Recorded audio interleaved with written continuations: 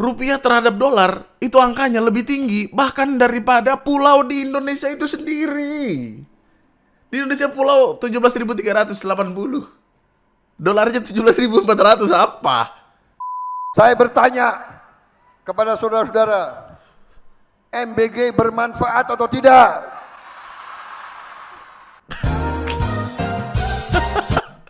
The most genuine waduh ever. Kok bisa sepatu yang harganya cuma 170 ribuan jadi 700 ribu nih? Apa? Akhirnya setelah mediasi dia menjalani hukuman simbolis dengan mengenakan perlengkapan pemadam dan mencoba tugas petugas atau pemadam kebakaran untuk tahu gimana beratnya.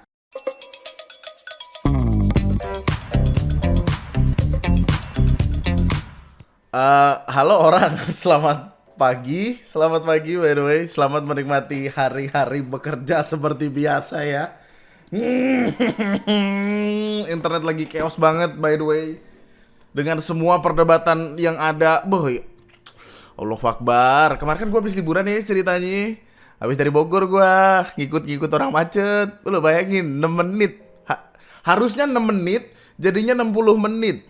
Oke lah. Gue liburan, gue dapat liburan yang menyenangkan, gue happy. Ketika balik ke rumah ngelihat internet, nah, $1 17.400 apa? Dan ini beda-beda gitu loh, tergantung mana yang lu buka. Ada yang 17.430, ada yang 17.339. Gue nggak tahu apa yang salah dan apa yang terjadi, tapi Google tuh kan angkanya berubah-ubah gitu ya.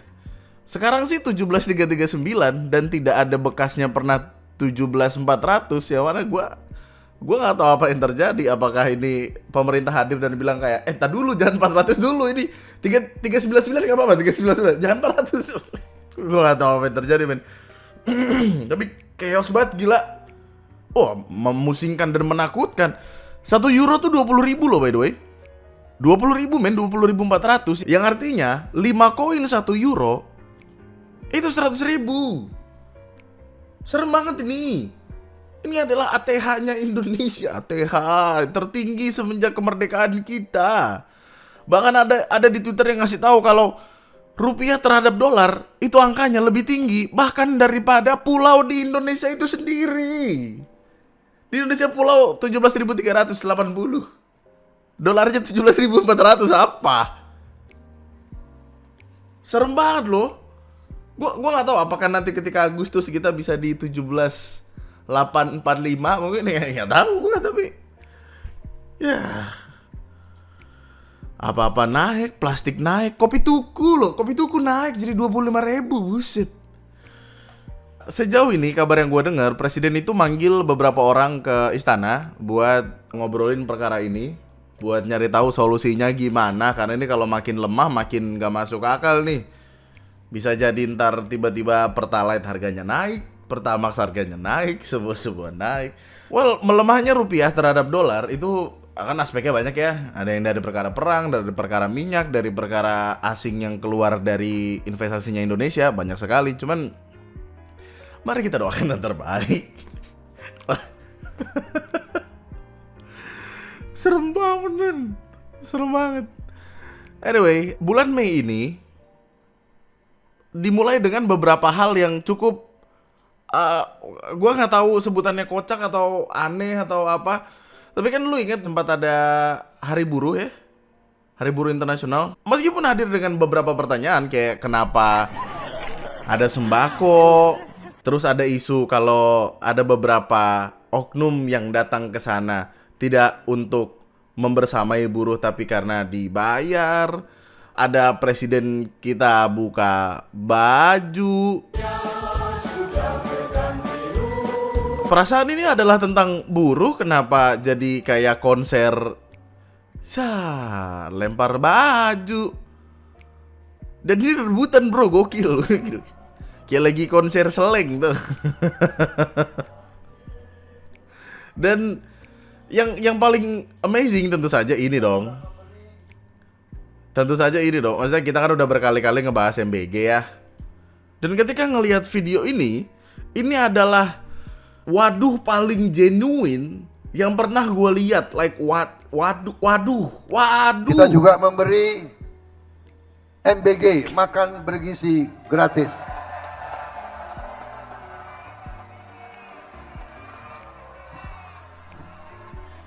Saya bertanya kepada saudara-saudara, MBG bermanfaat atau tidak?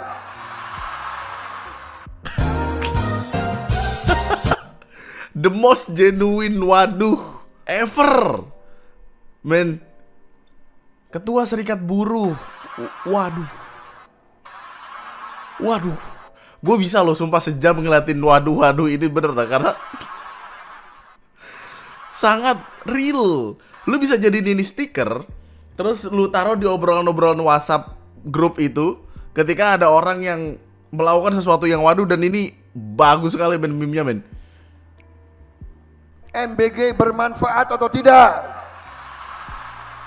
Lu kalau ngeliat videonya ya, ada hening 10 detik untuk memikirkan kata apa yang selanjutnya keluar kalau orang ngomong tidak ya. MBG itu sangat penting untuk anak-anak kita. Presiden bingung guys. Kayak, waduh.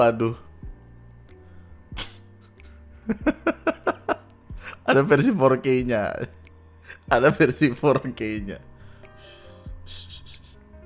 Setelah perkara tidak dan waduh itu, ada pertemuan ternyata. Pertemuannya adalah ngebahas perkara omongan tidak itu. Karena gue gak tahu apa yang terjadi ya, tapi sepertinya di internal mereka tuh ada anggapan kalau kata tidak itu malah menjadi sesuatu yang sekiranya mempermalukan presiden. Makanya jadi bahasan.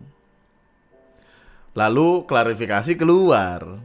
Jadi ada 2 pertanyaan presiden, teman-teman bisa melihat secara utuh video tersebut. Ketika presiden menyampaikan program MBG, semua bertepuk tangan. Ketika pertanyaan kedua, MBG bermanfaat atau tidak, banyak yang menjawab tidak. Nah, ketika kami sampaikan kepada anggota, kenapa kamu menjawab tidak? Karena memang mereka lajang dan belum menikah. Teman-teman bisa melihat video tersebut diulang-ulang, kami pada video konfederasi melihat, oh ternyata sebagai besar lajang. Yang tepuk tangan yang sudah berkeluarga. Artinya kami pimpinan Konfederasi Buruh dan Federasi Buruh tidak melihat adanya gerakan-gerakan buruh yang kemarin di Monas sengaja mempermalukan presiden. Tentu tidak ada. Nggak ada guys. Nggak ada. Kata tidak itu karena orang-orang ini masih lajang. Kan lajang artinya belum punya anak. Berarti karena belum punya anak, belum mendapatkan MBG. Terus karena masih lajang, belum hamil, belum menyusui, jadi nggak dapat MBG gitu. Katanya sih gitu. Ya gimana sih ya. Kita mah percaya. Saya percaya. Kita percaya. Mantap. Ternyata movementnya itu. Ya Allah. Nyapunya susah itu bro. Bener dah. Di waktu yang bersamaan, lu tahu video ini gak? Jadi kan rame nih internet ya kan, dengan perkara video tidak itu. Di waktu yang bersamaan ada video dari Amin Rais official aja. Amin keluar dengan video ini, jauhkan istana dari skandal moral. Yang mana ketika gue ngeliat videonya, gue nggak pernah terpikirkan ada yang berani keluar dengan omongan semacam itu di internet. Videonya sudah tidak ada. Kalau YouTube lu adalah YouTube dari Indonesia. Karena apa? Karena diblokir. Ini gue bisa karena gue pakai VPN aja nih. Kalau VPN-nya gue matiin, videonya nggak ada.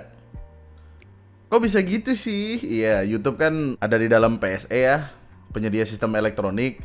Yang artinya gerak-geriknya dipantau sama pemerintah Indonesia. Yang artinya kalau misalkan ada sesuatu yang sekiranya meresahkan masyarakat, Komdigi bisa datang terus kayak, boy, take down dah, atau jangan kasih lihat ke orang Indonesia, ini bahaya nih. Dan ya itu yang terjadi, nggak ada. Lu bisa cek sendiri pakai VPN kalau emang lu penasaran dia ngomong apa aja. Videonya 8 menit, sangat wah, by the way. Tapi sederhananya omongannya adalah tentang kedekatan Presiden dan Sekretaris Kabinet Teddy Indrawijaya yang dianggap terlalu dekat. Kalimatnya sih demikian ya. Menurut dia hubungan antara Pak Prabowo dan Teddy sudah melampaui batas profesionalitas. Amin Rais pokoknya minta Prabowo melepaskan diri dari lendotannya Teddy yang berbahaya itu. Yo. Ganti Teddy dengan sosok yang normal, fokus bekerja untuk bangsa dan negara. Kalimatnya demikian. Makanya setelah itu Komdigi hadir dan bilang kalau videonya Amin Rais itu memuat narasi fitnah, berisi pembunuhan karakter, dan serangan personal yang ditujukan kepada Presiden Republik Indonesia. AI atau real, gua nggak kerja. Ini nggak AI, itu beneran. Dan karena itu beneran mungkin, makanya pemerintah hadir dengan cara penanganannya sendiri. Seingat gue bahkan keluar kalimat siapapun yang ikut menyebarkan bisa kena. Nah itu problemnya, makanya gue gak pengen nongolin di sini. Cara tahu sendiri, nggak mau gue ikut-ikutan ya. Tapi Amin Rais chill aja men. Meskipun keluar omongan Amin Rais akan dilaporkan, Amin Raisnya bilang kayak enggak, Komdigi nggak bisa dong ngelaporin gua, yang gitu-gitu. Nih, saya yakin demokrasi itu berjalan baik kalau kebebasan mengeluarkan pendapat yang dijamin oleh Undang-Undang Dasar kita tidak dibatasi, tidak dibungkam, kata Amin Rais. Setelah ancaman Kementerian Komunikasi dan Digital atau Komdigi yang akan membawa penyebar videonya ke ranah hukum, Amin merespon santai. Saya diberitahu ahli-ahli hukum itu, Komdigi tidak berhak ya memproses hukum. Intinya nggak berhak untuk melaporkan. Karena masih ingat gue juga begitu. Instansi itu tidak bisa melaporkan perorangan. Kayak kasus kemarin TNI sama Ferry Irwandi kan nggak bisa pada akhirnya.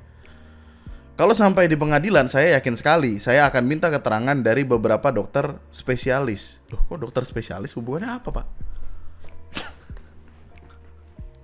Menurut Amin, yang berhak memperkarakan videonya tak lain adalah Seskap Teddy sendiri. Itu. Kalau dari istananya sendiri, dari Kepala Badan Komunikasi Pemerintah, keluar kalimat, kalau saya prihatin ya, setelah melihat video Pak Amin Rais itu, prihatinnya adalah Pak Amin Rais sebagai tokoh, sebagai akademisi, sebagai profesor doktor, telah menjadi korban hoax.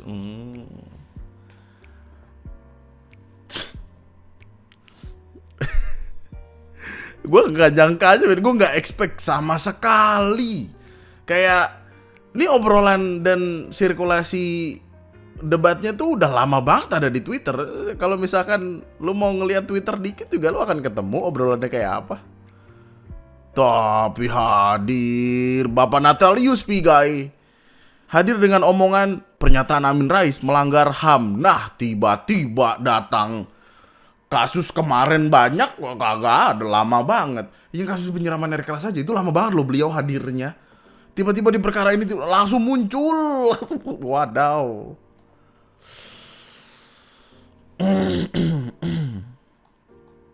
Ya begitulah kehidupan ya.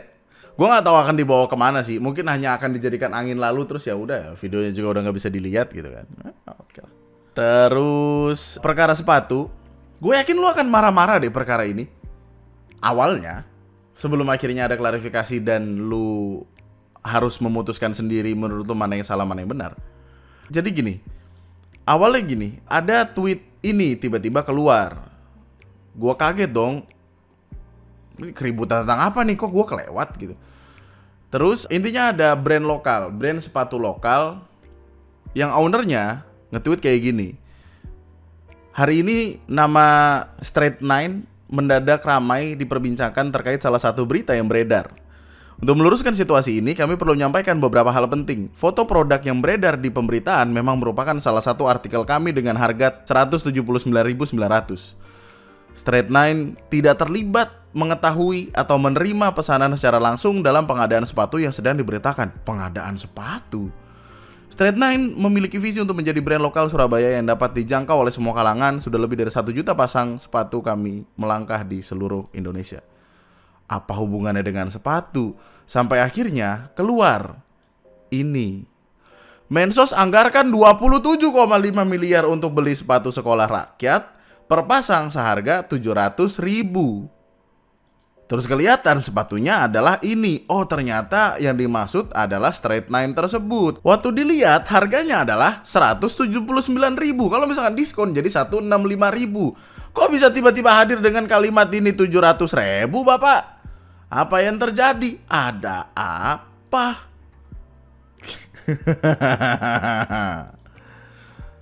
Makanya ownernya klarifikasi. Jadi panjang perkaranya. Semua untuk siswa, anjay. Setelah itu ada klarifikasi yang keluar. Klarifikasinya di Lambe Turah nih bro. Cukup barulah hitungannya. Ada konferensi pers yang diadakan untuk membahas tentang sepatu 27 miliar tersebut. Menurut Kementerian Sosial, itu sudah sesuai. Harganya sudah sesuai. Ini pagu anggarannya nih. Ada sepatu untuk SD, SMP, SMA, sepatu olahraga. Banyak juga ya.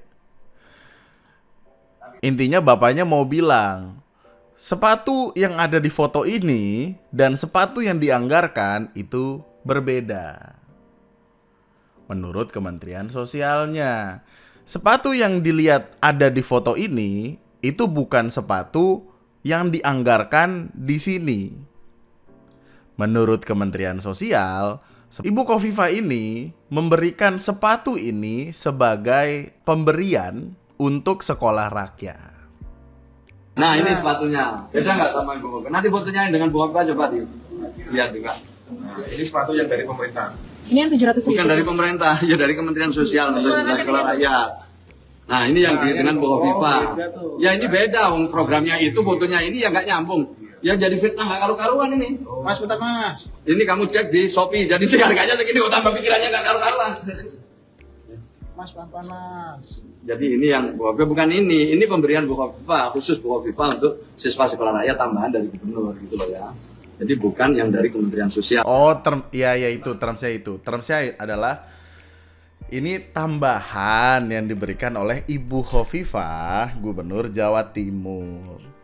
Sepatu yang akan dikasih sepatu yang akan diberikan untuk anak-anak sekolah rakyat adalah ini. Yang mana by quality sih. Enggak, ininya ada lemnya kelihatan banget cuy, kayak di sini ada bordiran sekolah rakyat ini maksudnya. Gue gak tahu jelek atau apa. Kenapa sih kok tiba-tiba hari kayak jelek? Enggak, bagus. Pemerintah bagus. Apa ada? Ini sepatu yang bakal dikasih dari Kemensos ke anak-anak sekolah rakyat. Ini adalah sepatu yang dikasih sama Ibu Khofifah gitu-gitu. Klarifikasinya sih itu ya. Katanya demikian ya, saya mah tergantung kawan-kawan aja gimana. Semua klarifikasi. Soalnya setelah berita itu keluar, langsung muncul postingan-postingan dari pemerintah yang bilang kayak kabar sepatu 700.000 adalah ini hoax. Yang bener adalah demikian. Terus orang di komen tuh ketika ngelihat itu ya marah-marah karena nggak tahu konteks dari video ini. Dan gue juga nggak tahu ya untuk klarifikasi ini keluar di Lambe Turah itu keluar duit atau enggak, tapi itu guys soalnya sepatunya beda yang lagi dibahas ya. Aneh banget. Pemerintah hadir dengan semua keanehannya. Gue gak tahu. Kemarin waktu gue live tuh ada analogi yang bagus banget. Pemerintah sama rakyat itu kayak orang pacaran. Nih. Menurutku hubungan pemerintah sama rakyatnya itu kayak orang problematik lagi pacaran. Yang cowok gak mau jelasin kenapa, kurang ngobrol apa segala macem. Yang cewek overthinking dan jadi negative thinking. Nah itu persis apa yang terjadi. Maksudnya ngobrol kagak, jarang ngasih tahu ini itunya. Makanya yang satu hadir dengan semua pemikiran di kepala, terus kayak kita ngobrol aneh, semua aneh. Raffi Ahmad jadi duta kehormatan BPJS saja di kepala orang-orang aneh kan. Ya menurut lu aja, maksudnya Raffi Ahmad bakal pakai BPJS ya kalau maksudnya lah. Dia bakal ngantri nggak terus kayak yang ketika cek tensi diomelin.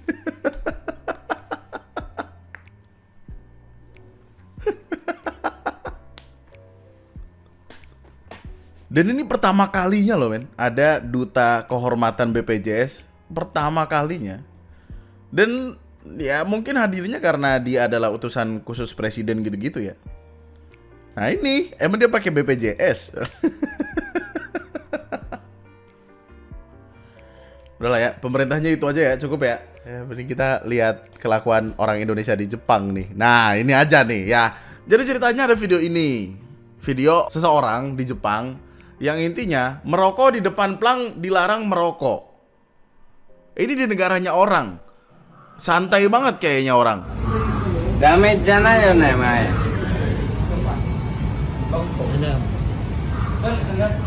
何人ですか関係ないよ、お前。なんだよなんだよ Awalnya ketika ngeliat video ini, banyak perdebatan kayak, ini orang Indonesia bukan sih, kelakuannya kayak tai banget dah. Ada yang bilang ini orang Thailand, ada yang bilang ini orang Filipina. Tapi apapun itu, orang ini sangat kampungan. Alay, apalagi di negaranya orang. Setelah dicari tahu, ternyata ketahuan kalau dia beneran orang Indonesia. Cok, nggak teli, cok, asu.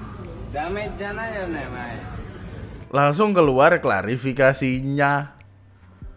Konnichiwa. こんにちは Assalamualaikum warahmatullahi wabarakatuh. Waalaikumsalam. Saya Bagasai Nur Anam. Pertama-tama saya mau minta maaf sebesar-besarnya dan mengklarifikasi atas video saya yang sedang viral beberapa hari ini. Video ini semata-mata direkam oleh teman saya yang berada di sebelah saya. Video ini hanya untuk kepentingan pribadi teman saya, dan skenario video ini diarahkan oleh teman saya. Sekali lagi, saya benar-benar mohon meminta maaf sebesar-besarnya. Hontoni domo sumimasen deshita. Mau sih pakai hari maseng. Hai. Ya. こんにちは My name is Bora Jadi di klarifikasinya intinya dia mau bilang itu dia melakukan itu bukan karena sengaja, bukan karena kegap, tapi konten. Sederhananya mau bilang kayak gitu. Kontennya siapa yang ngajakin, temennya yang ini, yang mana kita nggak tahu dia orang Jepang atau bukan. Kayaknya sih bukan ya. Kayaknya mungkin orang luar juga, gaijin juga yang lagi kerja di sana, tapi bukan orang Indonesia. Soalnya dia klarifikasinya pakai bahasa Inggris. Boss Bora des and I apologize for this video I uploaded to social media and I went viral. I uploaded this video without Bagas knowledge. I created the scenario in this video, social, for my own personal gain. I deeply apologize for tarnishing Indonesia's reputation in Japan. Turnishing tuh. Sebagai I'm very bukti, sorry. Klarifikasinya aja berantem masih kenapa? sebagai bukti saya lampirkan video asli yang diambil beberapa kali. Saya mohon maaf sebesar-besarnya. Oh, tapi kalau misalkan itu konten-kontenan, kenapa lu mau dah, boy? Dan saya menyesal dan tidak akan mengulangi perbuatan saya seperti ini lagi. Sekali lagi saya mohon maaf sebesar-besarnya. Hontoni domo sumimasen deshita. Ya, oke lah. Buat pelajaran aja, bro. Jangan aneh-aneh di negaranya orang. Meskipun itu cuma konten, kan orang nggak ngerti itu konten ya. Ya, ngerokok di sana nggak kayak di Indonesia.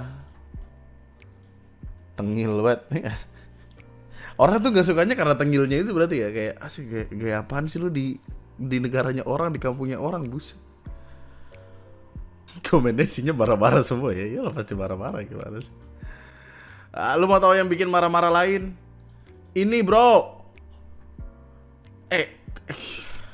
Kalau kayak gini gimana ya ngomongnya?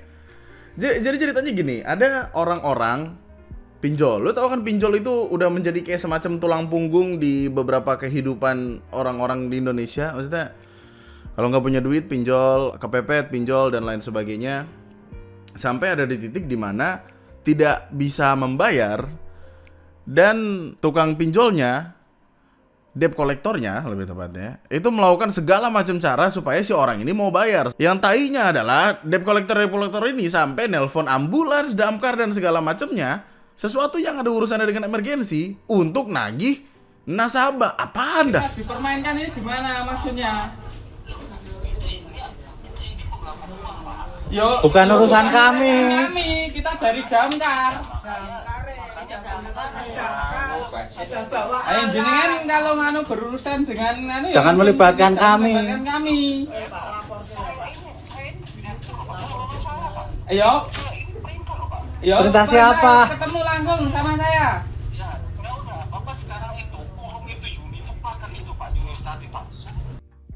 Mana DC-nya sengak banget lagi kayak, ya udah bapak tagih dia sekarang. Udah tanya sih, itu urusan lu, kenapa damkar tiba-tiba disuruh-suruh. Jadi awalnya tuh ada laporan, damkarnya dapat laporan ada ular, damkarnya nyamperin, ternyata disuruh nagih utang lah. Masalahnya nggak cuma damkar, ini ambulans. Orderan fiktif ambulan ya? Bapak udah ketemu Yuninya, Pak? Masnya di mana? Masnya di mana? Bapak udah ketemu Ibu Yuninya. Nah, itu Bapak ngomong sekarang Ibu Yuninya Bapak bunuh buat bayar utang di pinjol, Pak ya. Mas, jangan main-main, Mas. Ini layanan kesehatan. 8 uang, Pak. Ini layanan kesehatan, kenapa Anda permainkan? Ya ini saya perintah, Pak. Ini saya direktur, Pak. Saya perintah. Rumahnya mana, Masnya? Nama Yuni. Saya datangin, rumahnya mana? Ya Bapak sekarang itu angkut masuk dalam ambulan, masukkan peti matinya situ, Pak. Nah, kasih surat, Pak. Surat. Jenengan dari mana? Buat bayar di aplikasi pinjol. Sumpah ini, tai banget dah. Kesel gak sih lu men, lu lagi kerja tiba-tiba dimain-mainin kayak gini? Bahkan ini bukan kali pertama Aziz menyebut kejadian serupa juga dialami petugas lain. Bahkan ada laporan damkar dipancing dengan laporan palsu. Ia mengaku ambulansnya sudah 3 kali mengalami kejadian serupa, termasuk order fiktif antar jenazah. Yang gua takutkan adalah perkara-perkara kayak gini itu datang karena pinjolnya ilegal. Makanya kelakuannya kayak tai. Men, lu kalau di luar negeri ya, lu ngebikin laporan palsu terhadap apapun, ambulans, damkar, apa segala macem, lu bisa dipenjara lo. Ada gila-gilanya kata gua. Lu disumpahin orang-orang baru tahu rasa lu. Lu disumpahin nanti ketika butuh ambulan kagak dateng, gimana lu bocah? Ih. Di sini sih ada update penyelidikannya ya. Dari penyelidikan, nomor telepon digunakan itu kedeteksinya di wilayah Sumatera Utara. Sampai jadi obrolan di Komisi 3 DPR RI, kalau misalkan ada debt collector kayak gini lagi, penjarain aja, asli dah. Nah, hal yang kurang lebihnya sama terjadi juga di Semarang. Cuman yang di Semarang lebih gokil, bro, karena sampai ditangkap orangnya, sampai dipolisiin. Jadi awalnya tuh gini. Ada video ini ngasih lihat tentang penipuan yang kurang lebihnya sama. DC ngaku-ngaku ada kebakaran, dia ngaku-ngaku karyawan dari sebuah tempat, bilang kalau orang-orang di sana lagi panik, ketika disamperin sama damkar, nggak ada kebakarannya. Bang, kena nganunan palsu, Bang. Selamat sore Pak, mohon bantuannya. Saya Adi, minta bantuannya Pak, tempat usaha saya terbakar Pak. Alamat bla bla bla, tolong segera hubungi kontak saya yang satunya ini ya Pak. Kok tidak direspon dan langsung ke alamat Pak. Beliau lagi panik, saya karyawannya Pak. Ini lagi cari pertolongan terdekat. Video ini kemudian rame, dibahas sama orang-orang. Orang tentu tidak terima dong. Orang marah-marah. Ade Bakti selaku apa sebutannya ya? Kepala damkar, apa sebutannya ya? Kesel akhirnya. Ya, buat warga Kota Semarang kemarin sempat ramai ada laporan fiktif terkait kebakaran. Ternyata setelah dikonfirmasi ada laporan debt collector yang iseng. Dan hari ini kami tadi atas saran Pak Kepala Dinas dan petunjuk dari kawan-kawan Polrestabes, kami untuk membuat laporan. Dilaporin langsung. Teman-teman Polrestabes saksinya seperti apa? Karena di pasal 220 KUHP mengatur ancaman pidana maksimal 1 tahun 4 bulan bagi siapa yang melaporkan tindak pidana palsu atau kejadian darurat palsu kepada pejabat berwenang. Dan itu bagian dari menyia-nyiakan sumber daya darurat yang disiapkan pemerintah untuk. Jadi ada namanya proses klarifikasi, memastikan laporan itu palsu atau enggak. Tapi yang bersangkutan bersikukuh tidak ada di lokasi, hanya mengirim nomor saudaranya atau kawannya yang ada di lokasi. Nah, saya ingat gue setelah itu dia ada klarifikasinya deh. Nih, selamat malam Pak, saya secara sadar memohon maaf yang sebesar-besarnya kepada pihak damkar. Nah, ditelepon kan, ditelepon. Kami butuh klarifikasi langsung dari Anda. Kalau tidak segera Menanggapi akan kami tindak lanjut secara hukum. Kami sudah mengantongi identitas dan akun medsos Anda. Iya Pak, dengan kerendahan hati saya minta maaf sebesar-besar. Panik. Lu lagi nyari-nyari masalah, kocak lu. Mau jadi apa lu?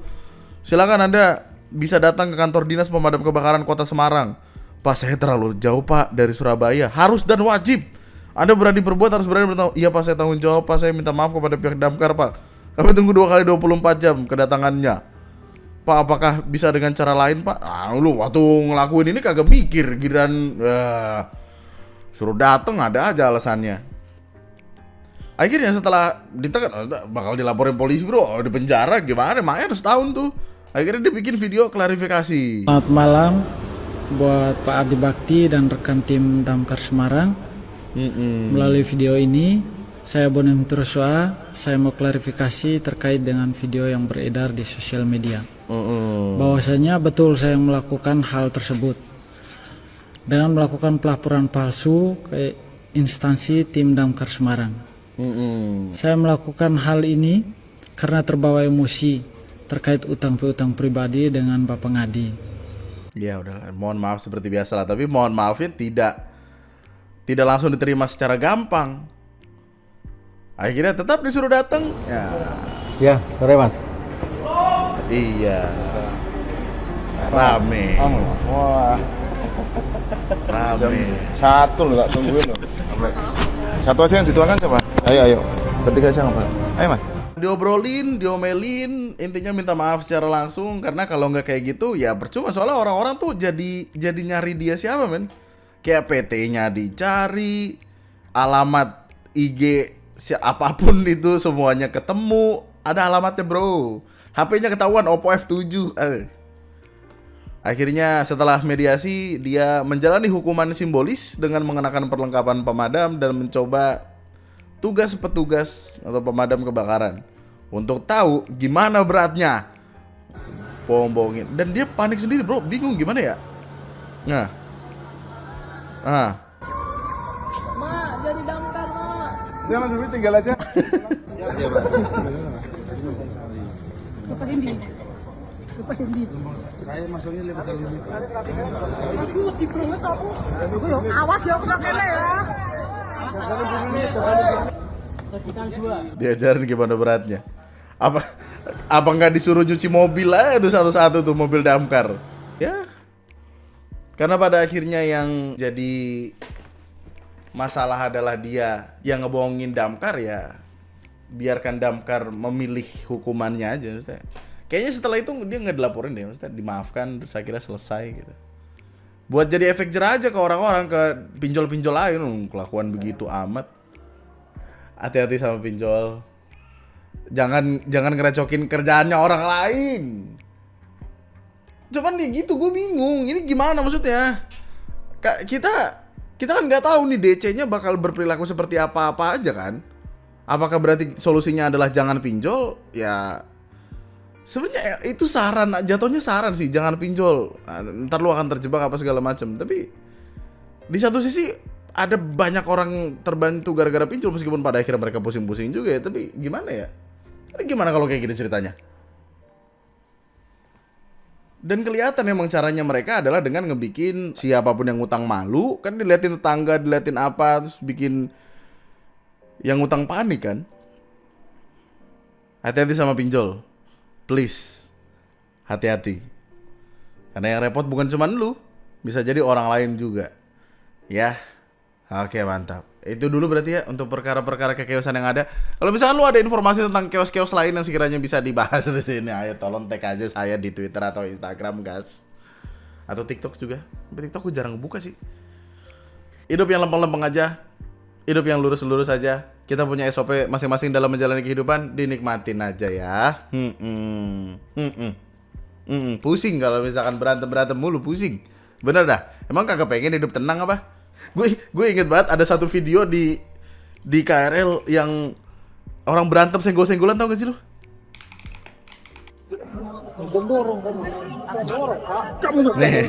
Nih. Usah, masih miskin jangan berantem. Masih miskin jangan berantem. Ngentot, masih miskin juga masih berantem. Namanya juga naik langsung. Senggol gak masalah. Bisa kita aplikasikan kalimat itu di banyak tempat tinggi. Udah, terima kasih banyak atas waktu luangnya. Jangan lupa di like dulu sebelum cabut, komen di bawah tentang semua perbuatan yang ada. Love you all so much. Namukan Rizky dan